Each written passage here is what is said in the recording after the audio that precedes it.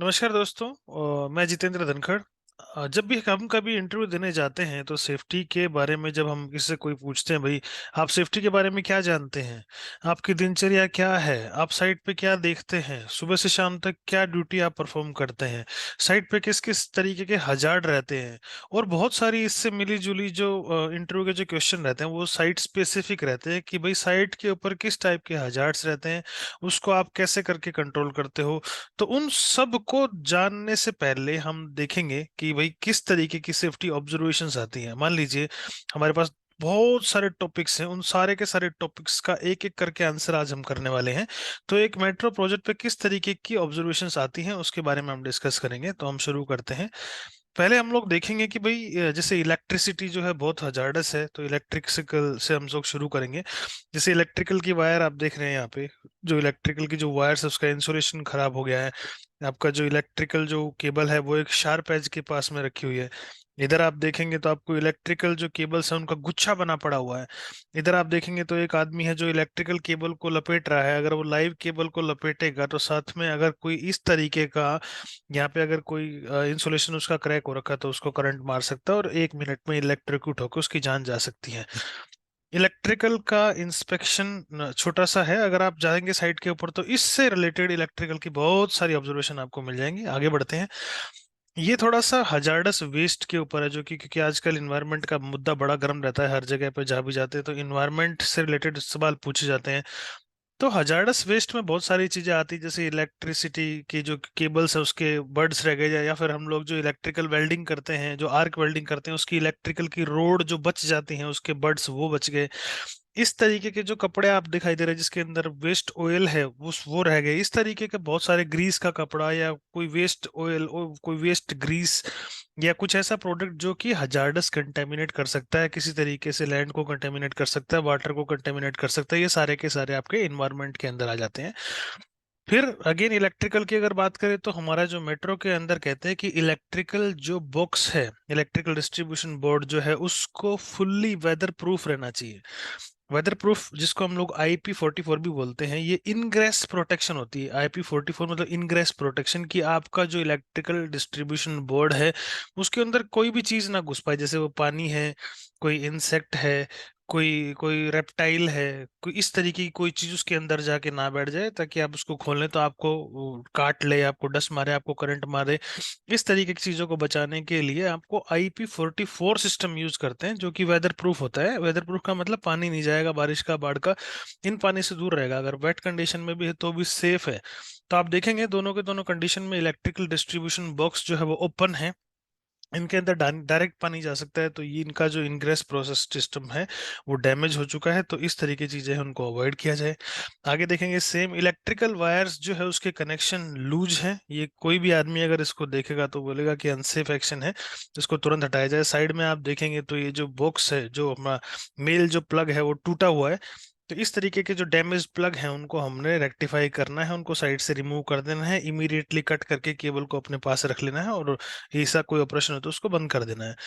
फिर देखेंगे safety inspection जो है वो ऐसे ऐसे जो टूल्स हैं, ऐसी जैसे जो मशीनरीज हैं, उनका हम देखेंगे कि ग्रीन टैग मिलता है जिसके अंदर लिखा रहता है कि भाई आज की डेट में इस इक्विपमेंट को मैंने चेक किया है, मैंने टेस्ट करके इसको ओके पाया है, और इसको ओके पाने के लिए मैं इसको सर्टिफाइड कर रहा हूँ कि ये जो भी है बिल्कुल बढ़िया तरीके से काम कर रहा है और सेफ फॉर यूज है। तो ग्रीन टैग हम लोग उसको प्रोवाइड करते हैं जहाँ पे भी हम लोग मेट्रो में काम करते हैं।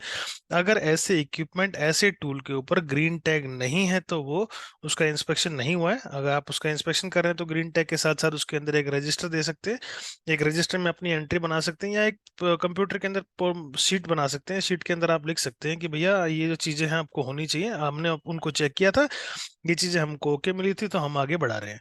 उसके बाद में जैसे इलेक्ट्रिकल केबल आप देख रहे हैं, इलेक्ट्रिकल केबल का लेआउट किस तरीके से गया हुआ है, ऊपर से एक पूरा शेड है। जो ग्रीन टैग की मैं बात कर रहा था वो ये ग्रीन टैग है, आप देखेंगे इस फोटो के अंदर। और नीचे जो रेड कलर का है वो चेतावनी चिन्ह है, जो ऐसे करके जो भूत की शक्ल जो बनाई हुई थी वो उसके ऊपर है। इन यहाँ पे जितने भी इलेक्ट्रिकल बॉक्सेस हैं उनके साथ में इलेक्ट्रिकल रबर मैट होना जरूरी है, क्योंकि कई बार क्या होता है कि हमारे जो सेफ्टी शूज हैं उसके अंदर कोई कट लग जाता है या कोई लीकेज हो जाती है, तो किसी तरीके से अर्थ लीक ना करे और जो आपका इलेक्ट्रिकल जो इंचार्ज है या इलेक्ट्रिकल जो इंजीनियर है वो सेफ रहे हर तरीके से। उसके लिए ये एडवाइस किया जाता है कि आप जितने भी इलेक्ट्रिकल डिस्ट्रीब्यूशन बोर्ड है उसके साथ में एक मैट रखें, उसके ऊपर चढ़ के आप काम कर सकते हैं। अपने जो टूल्स हैं उसको प्रॉपर चेक करते रहे, अपने हैंड ग्लव्स वगैरह को प्रॉपर चेक करते रहे, तो उनको देखिए जैसे हमने बोला था एक इंस्पेक्शन ऑफ पावर टूल, जैसे वहां पे हमने पीछे में ग्रीन टैग देखा है, इस यहाँ पे आपने ग्रीन टैग देखा है, तो ये जो ग्रीन टैग है ये सेम छोटा ग्रीन टैग आता है। वो छोटा ग्रीन टैग सारे के सारे ग्राइंडर और जितने भी हैंड टूल पावर टूल है उनके सबके अंदर इसको रखना चाहिए, ताकि ये चीजें पता रहे कि सबको यस इसका इंस्पेक्शन हो चुका है और ये सेफ फॉर यूज है। इलेक्ट्रिकल इंसुलेशन अगेन मिसिंग है। ये केबल के साथ में अगर कोई इसको लपेटेगा या कोई स्टोरेज करने के लिए इसको उठाएगा तो करंट मार सकता है, तो आपने ध्यान रखना है कि इस तरीके की ऑब्जर्वेशंस ना आए। आप देख रहे हैं कि पिछली जो फोटोज थी उसमें सारा का सारा पानी की सिचुएशन थी कि रेन वाटर जो है वो बरस रहा है, अभी देखेंगे पीछे भी आप देखेंगे तो यहाँ पानी है। तो रेन की कंडीशन में अगर ऐसी कोई चीज ओपन है, जैसे ये टायर जो दिखाई दे रहा है, तो उसके अंदर पानी कंटेमिनेशन होके पानी लॉगिंग वाटर लॉगिंग होके मॉस्किटो डेवलप हो सकते हैं, क्योंकि जो मच्छर है उसका स्वभाव है कि वहां पे बैठता है जहाँ पे पानी के अंदर हलचल ना हो, और ये ऐसी जगह उसके लिए परफेक्ट है। कहीं भी साफ पानी जो बारिश का पानी होता है वो ऐसी जगह पे अगर भर गया है जिसके के अंदर मूवमेंट नहीं है, तो 100% उसके अंदर मच्छर पैदा होगा। जिस पानी के अंदर मूवमेंट है, जैसे घड़े का पानी है, कुएं का पानी है, तालाब का पानी है, इन सब चीजों में अगर आप देखेंगे तो उनमें हलचल रहती है, तो मॉस्किटो जो है डेंगू मलेरिया ये वाले जो मॉस्किटोज रहते हैं, इनका जो पैदाइश है, इनकी जो जो प्रजनन की जो क्षमता है वो नहीं कर पाते हैं वहां पे हलचल वाले में, ना ये अंडे दे पाते हैं।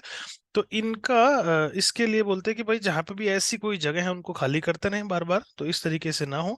और जितने भी आपके वाटर टैंक है उसके अंदर आपको हर हफ्ते चेक करके एक स्टिकर लगाना है, एक प्रिंट आउट लगा देना है कि ये वाटर टैंक का नंबर ये है, इस वाटर टैंक को हमने आज चेक किया था, और आज से एक हफ्ते बाद, मान लीजिए आज 1 तारीख है, तो हम अगला जो इंस्पेक्शन करेंगे वो 8 तारीख को करेंगे, तो ये सब चीजें आपको देखनी है। तो ड्रिंकिंग वाटर का जो टेस्ट है उसको जरूर करना है, और क्लीनिंग जो है inspection date, next inspection date, cleaning date उसके ऊपर मेंशन करनी है। उसके बाद जो इलेक्ट्रिकल की जो अर्थ है वो अर्थ पिट को प्रॉपर तरीके से डिजाइन करके बनाना है। एक छोटी सी चार दीवारी सी बना देनी है, उसके अंदर एक छोटा सा एक स्टिकर लगा देना है, एक स्लैब लगा देनी है, उस स्लैब के अंदर आपको हर एक चीज डालनी है। इसके अंदर जो रेजिस्टेंस लेवल है वो इतने ओम पाया गया है, इसको मेरे द्वारा चेक किया गया है। नेक्स्ट जो है मैं इसको एक हफ्ते के बाद इसको दोबारा चेक करके दोबारा जो रिजल्ट आएंगे उसको आप इसके अंदर डाल सकते हैं। ये आप देखेंगे तो कंक्रीट एंड डेब्रिस वेस्ट, जितना भी सीएनडी वेस्ट होता है इसको कंक्रीट एंड डेब्रिस वेस्ट बोलते हैं। अगर कहीं पे भी साइड पे इस तरीके का सीएनडी वेस्ट आपको दिखाई दे, उसको भी आप ऑब्जर्वेशन में कैप्चर करके उसको हाईलाइट कर सकते हैं, क्योंकि ये एक एनवायरनमेंट का पॉइंट है, तो एनवायरनमेंट का पॉइंट जहाँ पे भी आएगा वहाँ बड़ा इशू होता है, तो ये एनवायरनमेंट के सारे जो इश्यूज हैं आपने उसको ध्यान से देखना है। क्वालिटी ऑफ सेफ्टी शूज या क्वालिटी ऑफ पीपीज उसको भी आपने इंश्योर करना है कि किस आदमी ने पहने हैं नहीं पहने, अगर पहने हैं तो किस तरीके की क्वालिटी है उसकी वो आपने देखना है। ये अब पहले भी पिक्चर आ चुका है कि डैमेज है ये वाला, जो अपना मेल है वो मेल जो कपलर है वो आपका डैमेज था। इस तरीके से देखिए जो वर्कर्स हैं वो बिना हैंड ग्लव्स के, जो जैसे बिगिनर्स जो होते हैं उनके लिए सबसे इजी है कि पीपीज पे ज्यादा फोकस करते हैं बिगिनर्स, तो उस पर देख लेते हैं कि हाँ कोई भी ऑब्जर्वेशन नहीं मिली तो ये ऑब्जर्वेशन तो आपको 100% मिल जाएगी। उसके अलावा आप देखेंगे कि जितने भी सिक्योरिटी गार्ड हैं मार्शल्स हैं उनके इंडक्शन और उनका कार्ड बनना जरूरी है, जो भी आदमी साइट के ऊपर आता है उसका कार्ड उसके पास रहना चाहिए। अगर किसी का कार्ड नहीं है तो उसको माना नहीं जाएगा कि इसका इंडक्शन हुआ है। तो सब जहाँ पे भी जाएं एक रैंडमली 4 आदमियों को उठा के बोले आपके पास कार्ड है तो ठीक है, नहीं होता उसका इंडक्शन, इसका मतलब नहीं हुआ है वो साइट के ऊपर रहे हैं, उसका इंडक्शन उसका मेडिकल उसका एक मेडिकल जो फॉर्म है पूरा का पूरा भरा जाता है, और सारी चीजें क्लियर होने के बाद ही उसको साइट पे ट्रेनिंग देने के बाद इंडक्शन करने के बाद ही उसको साइट पे काम करने के लिए अलाउ किया जाता है।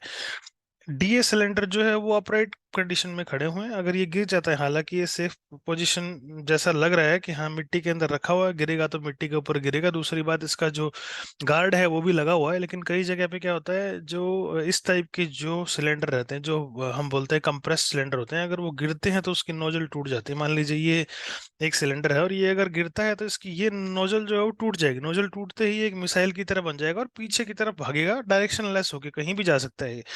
तो इस टाइप की जो ऑब्जर्वेशन है उसको नहीं होने देना है, और इनको एंकर करके रखना है, प्रॉपर तरीके से बांध के रखना है ताकि ये गिरे नहीं और सेफ पोजीशन में रहे। ये एक हाइड्रा का फोटो है। इसके पास जो ऑपरेटर है उसके पास में पीपीज नहीं है। आपका जो चाबी है वो कैबिन में लगा के चला गया था। इसका जो एएसएलआई है वो वर्किंग नहीं है। इसके अंदर रिवर्स हॉर्न भी काम नहीं कर रहा है। इसका जो ऑयल है वो बहुत जगह से लीक कर रहा था। तो ये जो कुछ पार्ट्स हैं उनके अंदर लीकेज थी। इस तरीके की जो हाइड्रा है उनको साइट के ऊपर नहीं अलाउ करना है, और जो ऑपरेटर्स हैं उनको ट्रेनिंग देनी है कि जब आपका मशीन प्रॉपर तरीके से ओके हो तभी आप उसको यूज कर सकते हैं।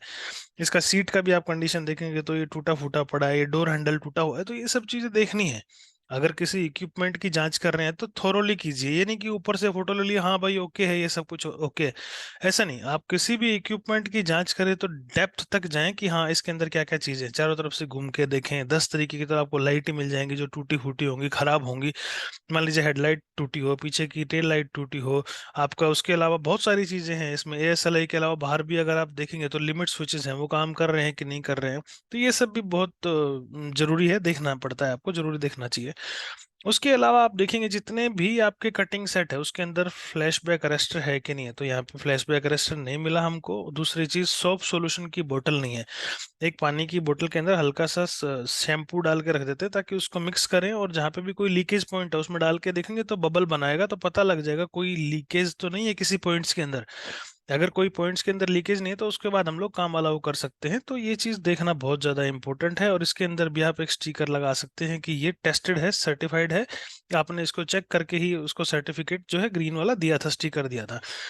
जितने भी आपके परमिट सिस्टम है वो डेली की डेली आपने फॉलो करने हैं। यहाँ पे आप देखेंगे इसके अंदर ऑब्जर्वेशन है, जो लास्ट वाली जो दोनों लाइन है उसके अंदर किसी भी सेफ्टी वाले का, किसी साइट इंचार्ज का, किसी पीएनएम इंचार्ज का कोई भी साइन नहीं है। इस तरीके से जो परमिट और जो चेकलिस्ट है उनको दोनों तरीके से चेक होना चाहिए। आपका साइट पे सेफ्टी स्टाफ, आपका एग्जीक्यूशन स्टाफ और आपका पीएनएम स्टाफ, तीनों के तीनों मिलके एक चीज को चेक करेंगे, यस ये पॉइंट मैंने चेक किए हैं और ये पॉइंट मेरे को ठीक मिले। तो उनको अगर ठीक पाया जा रहा है तो उसको आप ओके करके काम करने के लिए गो अहेड बोल सकते हैं, लेकिन सारे के सारे परमिट साइन होने चाहिए।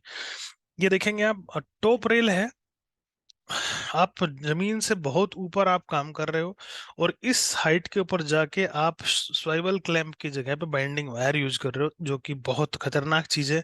बाइंडिंग वायर जो है वो स्टेबल नहीं होती है, ना किसी प्रेशर को होल्ड कर पाती। जैसे ही जर्क लगेगा ये आगे चली जाएगी और आपके लिए बहुत बड़ा खतरा हो जाएगा। कोई भी आदमी जो इसके सपोर्ट लेगा, क्योंकि ह्यूमन टेंडेंसी क्या है, जब भी ऐसी कोई रेलिंग देखते हैं उसको पकड़ के खड़े हो जाते हैं आदमी आराम से, उसके पीछे कमर का सहारा ले लेते हैं। तो अगर कोई भी आदमी इस टाइप का एक्टिविटी करेगा यहाँ पे तो डायरेक्ट नीचे गिरेगा, क्योंकि एक जो स्वेबल क्लैंप है वो जिस तरीके से काम करेगी उस तरीके से बाइंडिंग वायर काम नहीं कर सकती है। तो बाइंडिंग वायर को मेट्रो की साइड के ऊपर एकदम रामबाण या ब्रह्मास्त्र की तरीके से देखा जाता है, जहां भी कोई चीज नहीं मिली बांधो बाइंडिंग वायर बांधो।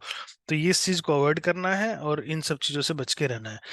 सेम लाइफ लाइन को भी बाइंडिंग वायर से बांधा गया है, जिसको कि क्लैंप के साथ, सी क्लैंप यू क्लैंप के साथ बांधा जा सकता है। उसको अवॉइड करना है, इस टाइप की एक्टिविटी को होने नहीं देना है।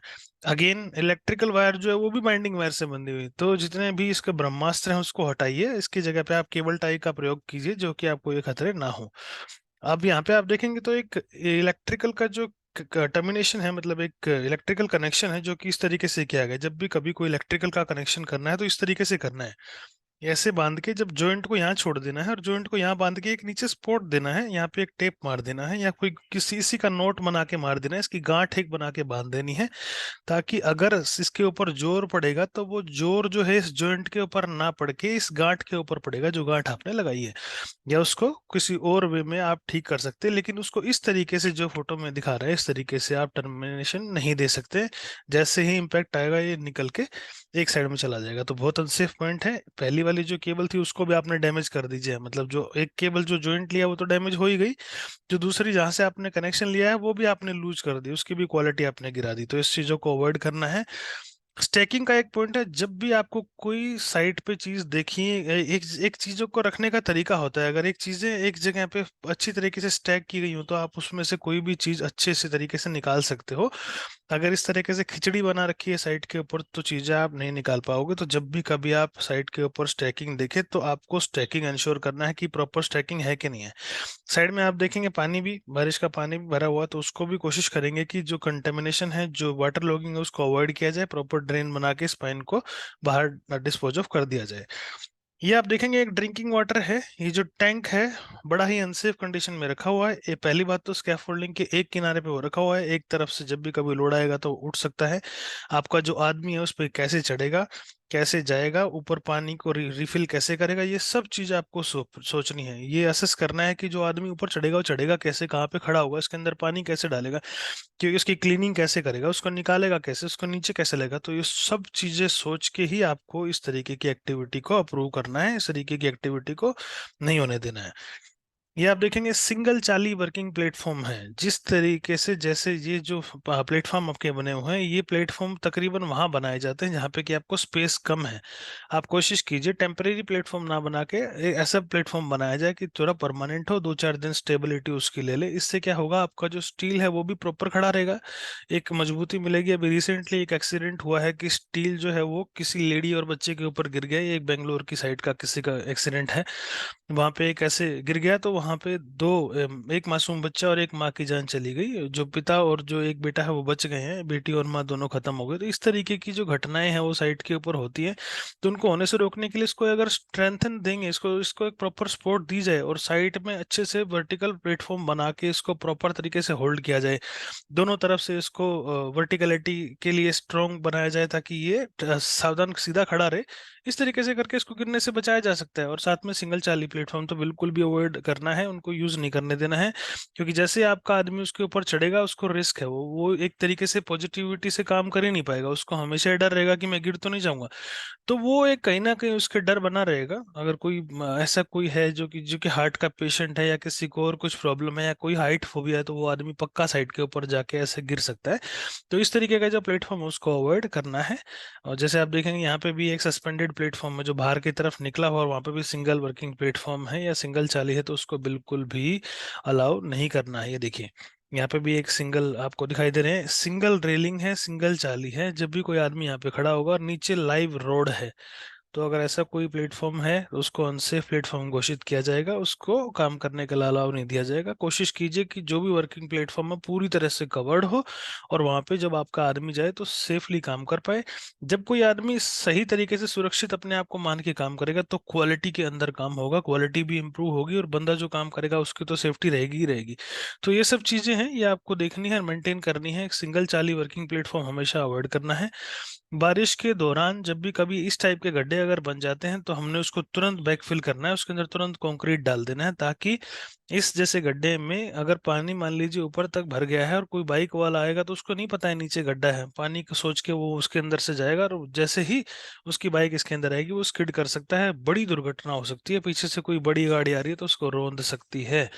तो रोड की सेफ्टी को भी देखना है, और इस तरीके से अगर कोई चीज आपको मिल रही है, कोई जगह आपको दिख रही है, तो उसके अंदर बिल्कुल भी अलाउ नहीं करना है। जैसे ही बारिश का सीजन आए उससे पहले ही सारे के सारे गड्ढे फिल कर दिए जाए। और अगर बारिश के दौरान भी कोई गड्ढा नया बन गया है, उसके अंदर ब्रिक्स का जो वर्क है, जिसको ब्रिक्स को तोड़ तोड़ के छोटे छोटे टुकड़ों में करके पैक कर दिया जाए, या फिर ड्राई मिक्स कंक्रीट आता है उसको डाल के उसको भर दिया जाए, या चारकोल से भी उसको भर के रिफिल कर सकते हैं।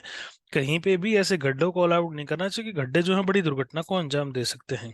एक देखिए यहाँ पे जब कोई भी हम लिफ्टिंग या शिफ्टिंग करेंगे तो हमको टैगलाइन देना जरूरी है, जिससे कि अपने लोड को डाइवर्ट कर पाए। तो अगर कोई ऐसी जगह आप देख रहे हैं जहाँ पे कि आप लिफ्टिंग कर रहे हैं या शिफ्टिंग कर रहे हैं लेकिन टैगलाइन नहीं बंदी है, तो वहाँ पे पक्का आपको टैगलाइन देनी है, ताकि आपको जो लोड है उसको डायरेक्शन दी जा सके और वो ऐसे कहीं पे भी किसी को भी चोट ना मार पाए। तो ये चीज़ इंश्योर करनी है।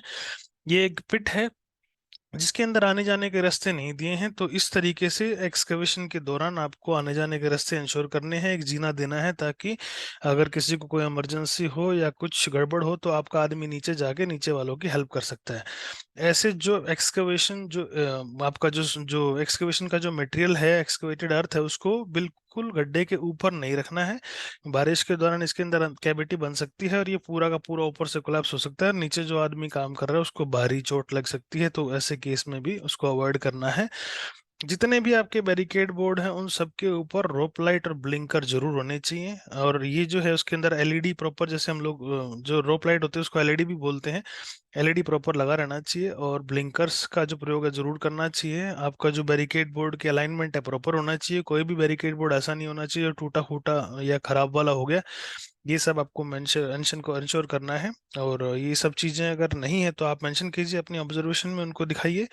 इस तरीके से नाइट आवर्स में कभी भी जो काम हो रहा है जो कि बिना रोशनी के हो रहा है, तो उसको बिल्कुल भी अलाउ नहीं करना है। क्योंकि अंधेरे में वैसे ही आदमी को कुछ नहीं दिखाई देता, और आदमी काम भी कर रहा है, तो क्या क्वालिटी रहेगी और क्या सेफ्टी रहेगी, तो उस चीज़ों को देखना है। आपका जो आने जाने के रास्ते हैं प्रॉपर जाने आने वाले हों, और कभी अंधेरे में कोई आदमी काम कर रहा है तो बिल्कुल भी अलाउ नहीं करना है। और ऐसे कंडीशन में जहाँ पे सिंगल आदमी काम कर रहे हैं उनको बिल्कुल भी अलाउ नहीं करना है। ऐसी जगह पे हमेशा दो दो आदमी रखें। मान लीजिए अगर किसी के साथ कुछ मिसहैप होता है तो दूसरा आदमी उसको उठाने के लिए, उसको बचाने के लिए वहां पे रहे, उसकी हेल्प करने के लिए। तो इन चीजों का मेजर आपने ध्यान देना है। अगेन रोप लाइट और जो ब्लिंकर है उसको आपने इंश्योर करना है, और प्रॉपर इल्यूमिनेटेड साइट की कंडीशन रहनी चाहिए, ताकि कोई भी आदमी आ रहा है जा रहा है वर्कर आ रहा है उसको सेफ फील हो, वो अंदर एकदम सेफ फील कर पाए। तो ये थी कुछ ऑब्जर्वेशंस जो एक मेट्रो प्रोजेक्ट के अंदर हो सकती हैं। आपने इसके अंदर इलेक्ट्रिकल, हॉट वर्क, आपका गैस कटिंग, वेल्डिंग, आपका इलेक्ट्रिकल के हॉट जो वर्क थे उससे रिलेटेड, परमिट से रिलेटेड बहुत सारी चीजें आपने देखी हैं। तो इस सब चीजों को अगर कोई पूछे इंटरव्यू के दौरान आपसे, तो आप उसको यूज कर सकते हैं। तो आप उसको यूज कीजिए, और हमारी वीडियो कैसी लगी उसके बारे में जरूर बताइएगा। अगर ऐसी सेम वीडियो आपको और ज्यादा किसी टॉपिक के ऊपर चाहिए तो आप हमसे जरूर बताइएगा। आज के लिए इतना ही। Thank you so much. Bye bye.